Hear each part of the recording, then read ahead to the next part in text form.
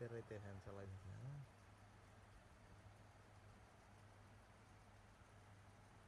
শীতের রাতে ফ্যান চালাইতেছে, কম্বল গায়ে রাখছে। কি শান্তি আমাদের।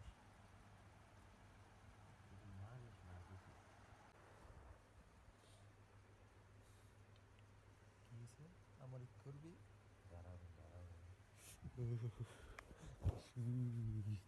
কম্বলের তলে